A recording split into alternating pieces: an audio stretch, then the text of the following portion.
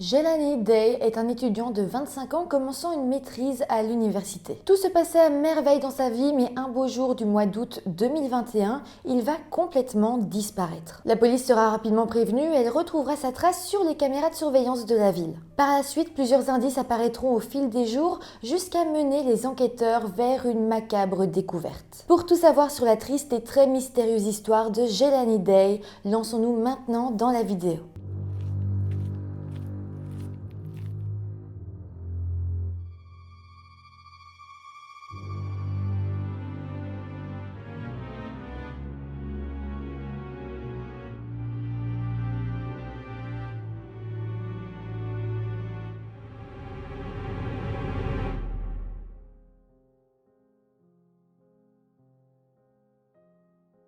Hello tout le monde, j'espère que vous allez bien. Je vous retrouve aujourd'hui avec un cas de disparition irrésolu dont malheureusement on n'a que très peu parlé dans les médias. C'est une disparition récente, elle s'est passée en plein milieu de la crise du Covid-19 et en plus de ça, ça s'est passé plus ou moins au même moment de la disparition de Gabby Petito qui a fait énormément parler un peu partout dans le monde et malheureusement à cause de ça, ça a volé pas mal de médiatisation à d'autres affaires de disparition. Aujourd'hui, je viens donc vous parler du cas de Jelani qui mérite vraiment qu'on s'y penche. Avant de commencer la vidéo, comme d'habitude, je vous rappelle de vous abonner à la chaîne si ce n'est pas encore fait.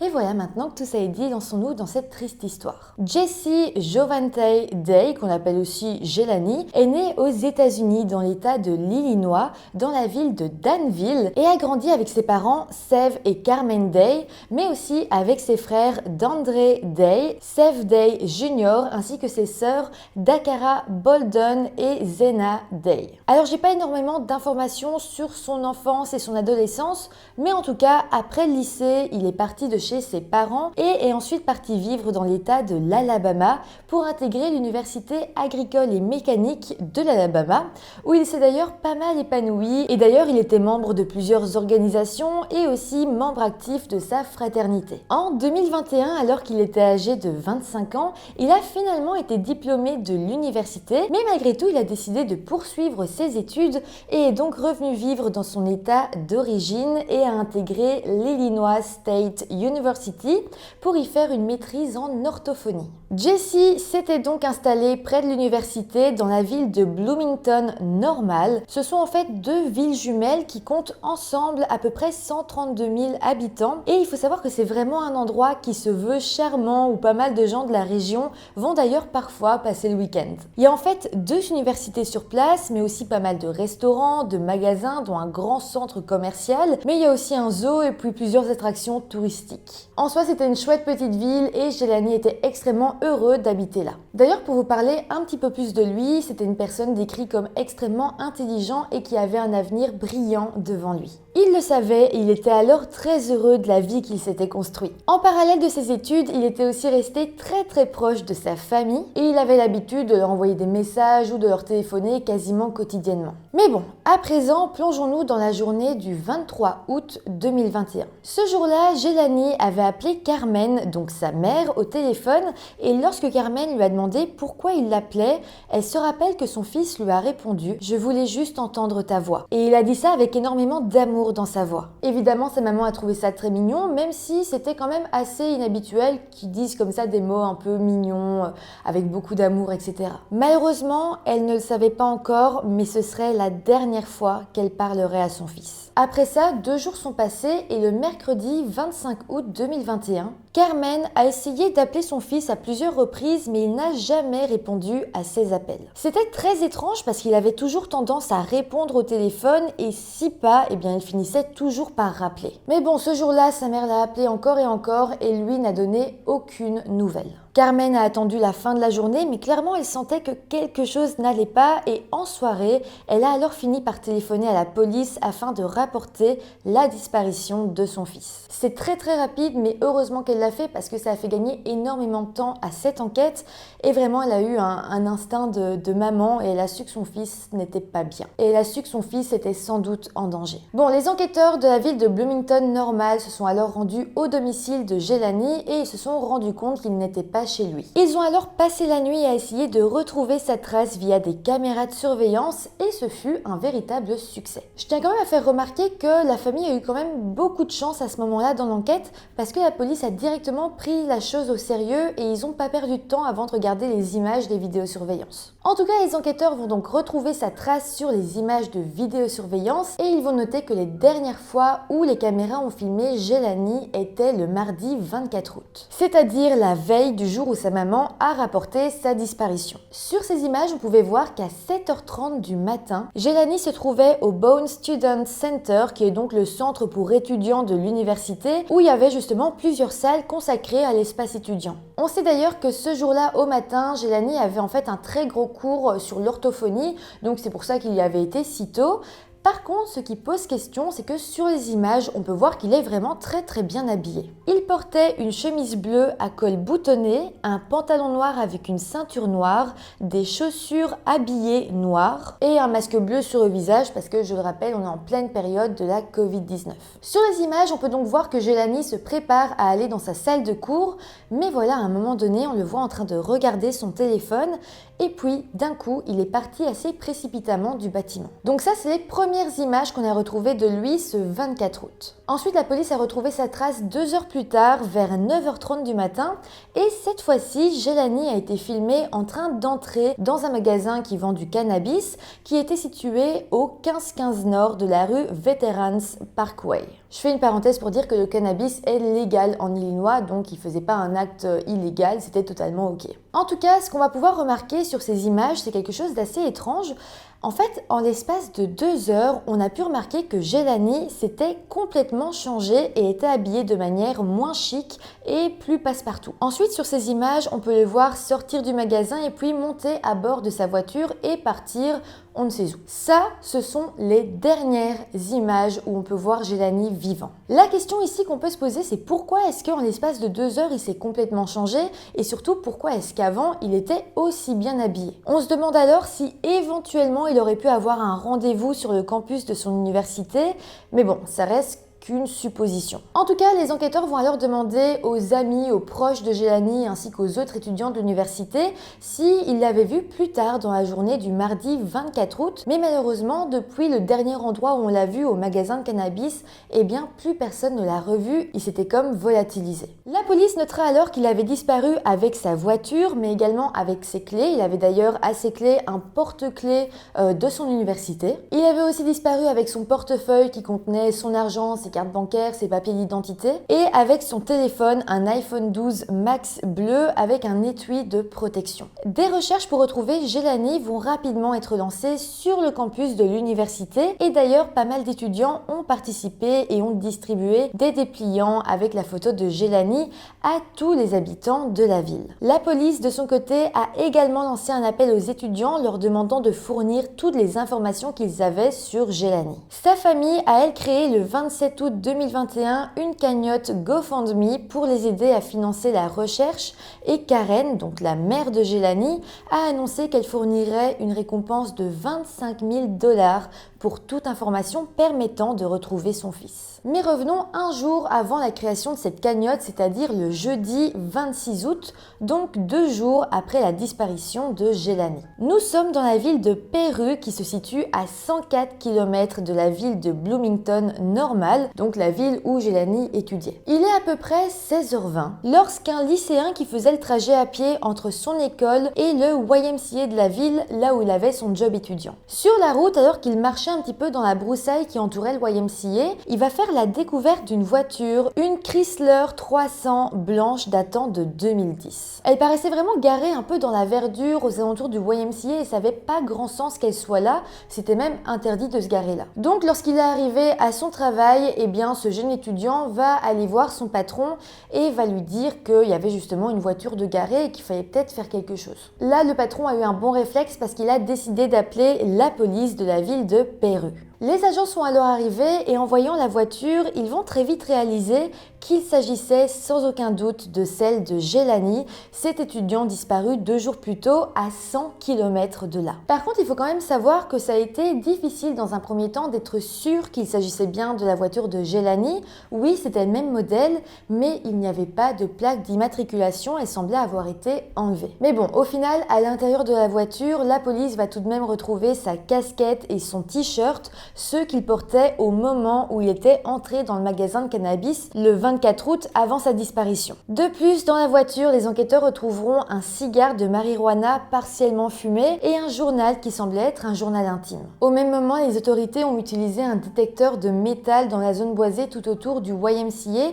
dans le but d'essayer de retrouver la plaque d'immatriculation de la voiture ou même les vis qui avaient été enlevées. Bizarrement, ils ne retrouveront rien et d'ailleurs encore aujourd'hui, cette plaque d'immatriculation n'a jamais été retrouvée. Sinon, je me suis demandé ce que les enquêteurs avaient trouvé à l'intérieur du journal intime de Jelani, mais bon, il semblerait que personne ne se soit jamais exprimé sur ce point, mis à part le fait qu'ils ont quand même dit qu'il n'y avait rien qui ressemblait à une lettre d'adieu ou à une lettre de suicide à l'intérieur du journal. La mère de Jelani s'est tout de même exprimée sur ce point et a expliqué que son fils tenait son journal intime depuis 2016, mais qu'en 2021, il n'y avait écrit qu'à seulement 2 reprises. Donc voilà, on pourrait croire que ce journal intime aurait été l'élément ultime pour comprendre ce qui s'était passé, mais pas du tout, il n'y avait pas grand-chose d'intéressant à l'intérieur. Mais pour en revenir à l'enquête, les autorités ont installé un poste de commandement à l'endroit où la voiture avait été retrouvée et des agents ont lancé des recherches terrestres plus poussées. Des recherches aériennes par drone ont même été mises en œuvre et les policiers de la ville de Peru, donc là où la voiture a été retrouvée,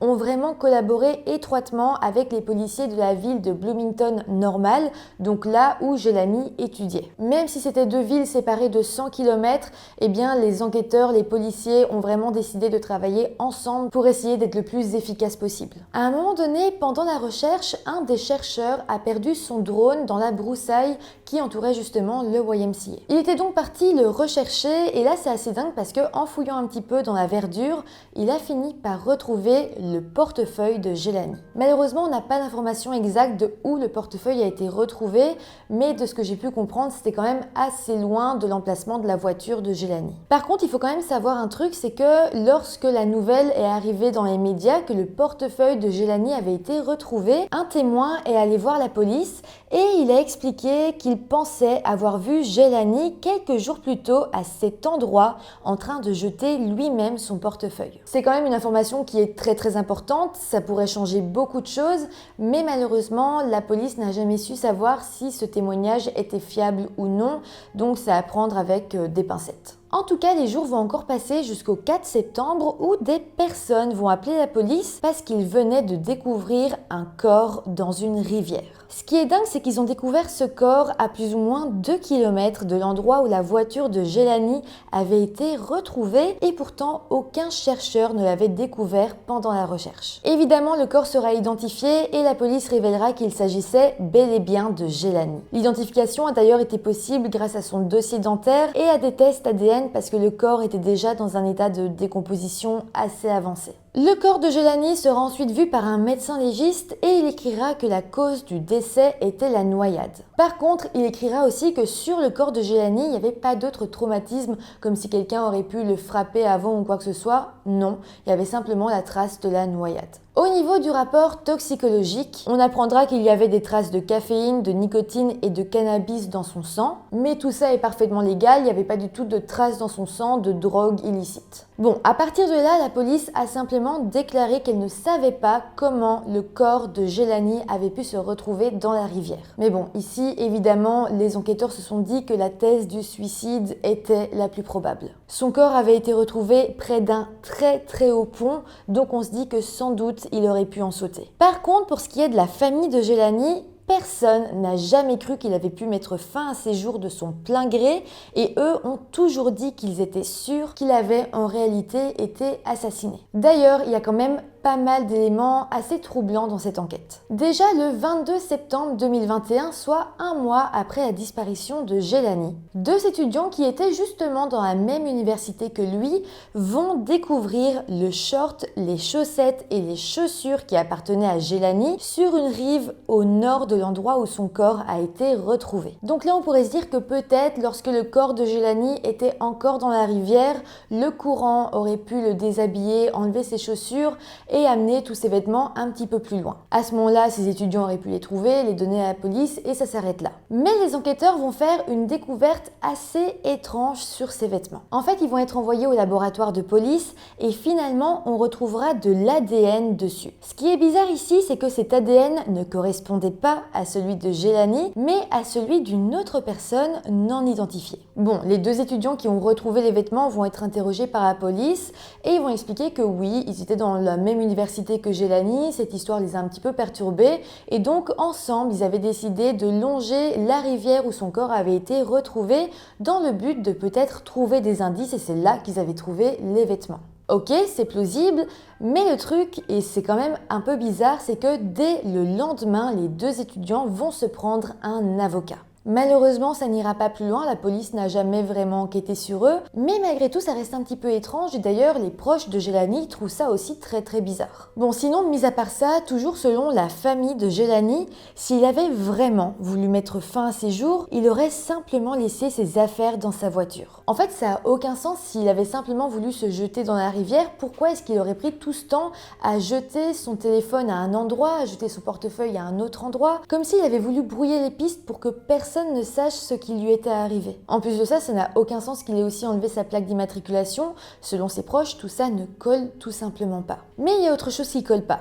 Si vraiment Jelani avait voulu mettre fin à ses jours en sautant du pont, il est fort probable qu'il aurait garé sa voiture à côté du pont ou sur le pont. Or, sa voiture a été retrouvée à plus de 2 km de là, donc ça n'a aucun sens de garer sa voiture aussi loin à près de 30 minutes de marche de là. Surtout que si on part du principe que tout ça était intentionnel, on se rend quand même bien compte qu'il a mis beaucoup de choses en œuvre pour qu'on ne le retrouve pas. Mais à ce moment-là, ça n'a aucun sens encore une fois de se garer aussi loin du pont, sachant que la route pour y mener était très fréquentée et que même le pont en lui-même était une zone où beaucoup de voitures passaient. De plus, si vraiment il s'était jeté de la rivière depuis le pont, il aurait fait une chute de 19 mètres, ce qui laisse évidemment des traces sur le corps. Or, rappelez-vous, le légiste n'a vu aucun traumatisme sur le corps, mis à part la noyade. Tout ça sont quand même des éléments assez importants qui peuvent vraiment laisser penser que autre chose aurait pu arriver à Jelani et pas simplement un suicide. Selon les enquêteurs, il est possible effectivement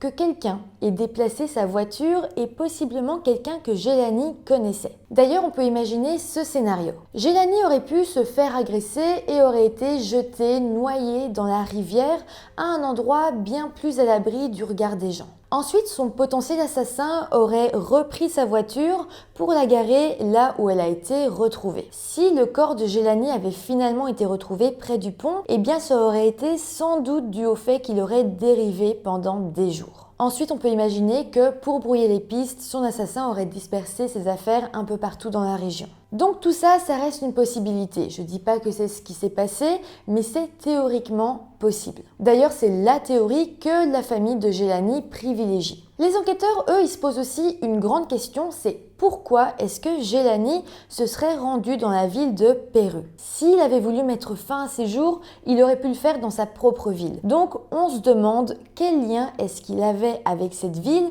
et s'il pouvait connaître quelqu'un là-bas. Dans les jours qui ont suivi, la police a essayé de retrouver sur les caméras de surveillance des personnes qui auraient pu avoir un comportement un petit peu étrange au moment de la disparition de Jelani. Ils ont alors fini par voir sur les caméras que le 25 août 2021, donc le jour où Carmen avait rapporté la disparition de son fils à la police, un homme étrange avait été filmé en train de sonner aux portes des maisons situées près de l'endroit où la voiture de Jelani a été retrouvée. La police a alors publié la vidéo sur les réseaux sociaux et a demandé au public, aux habitants de la ville, s'ils reconnaissaient cet homme et au final, l'homme a pu être localisé. La police a donc finalement réussi à l'interroger, mais finalement, ils feront un communiqué pour dire que cet homme n'était pas suspect, il n'était même pas une personne d'intérêt dans cette affaire.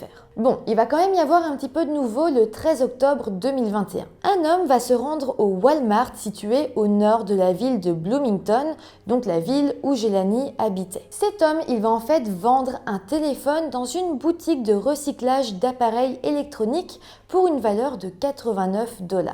L'homme dira en fait qu'il s'était arrêté au bord de l'autoroute 74 à Bloomington et avait retrouvé ce téléphone sur le bord de la route. Le téléphone était endommagé, jamais il retrouverait son propriétaire propriétaire. D'ailleurs, il était vraiment juste complètement cassé et donc pour se faire un peu d'argent, il avait décidé d'aller le vendre. Bon, je ne sais pas du tout comment la police a fait pour localiser le téléphone, mais quand même, ils ont réussi à savoir que le téléphone appartenait en fait à Jelani. Quand ils vont l'apprendre, ils vont alors demander au personnel du Walmart s'ils pouvaient récupérer le téléphone et évidemment, ils vont accepter. Là, c'était vraiment une énorme découverte pour les policiers parce qu'ils se disaient que grâce à ce téléphone, ils allaient savoir énormément de choses sur les derniers instants de Jelani. Et c'est le cas, ils vont faire une découverte majeure. Ils vont se rendre compte que le téléphone de Jelani avait été éteint le mardi 24 août à 9h21, c'est-à-dire 6 minutes après que Jelani ait été filmé en train de sortir du magasin de cannabis. Sur les images, on le voyait donc sortir, repartir en voiture, et donc ça veut dire que 6 minutes après ça, il a donc éteint son téléphone, lui ou quelqu'un d'autre. Évidemment, c'est une énorme découverte, mais ce qui est plus frustrant, c'est qu'en fait, ça va être la seule découverte parce qu'au final, ce qu'il y avait dans le téléphone de Jelani n'était pas très intéressant. Comme je vous l'ai dit un peu plus tôt dans la vidéo, ce qui est triste, c'est qu'au même moment que la disparition de Jelani, il y avait aussi la disparition de Gabby Petito qui a clairement pris une ampleur internationale et donc tout le monde ne parlait que de ça. Ça fait que la famille de Jelani, eux, pouvaient alors mesurer à quel point ils étaient vraiment seuls dans leur combat. Malgré tout, sa famille a vraiment tout fait pour qu'on parle un maximum de Jelani. Le jeudi 7 octobre 2021, ils ont d'ailleurs organisé un service commémoratif au sein de son université et 2 jours plus tard, ses funérailles ont eu lieu dans la ville de Danville, dans son village natal, à l'intérieur de la Danville High School, donc là où il a étudié adolescent. Le révérend Jesse Jackson, qui vivait à Bloomington, s'est même déplacé pour l'occasion et a organisé une marche commémorative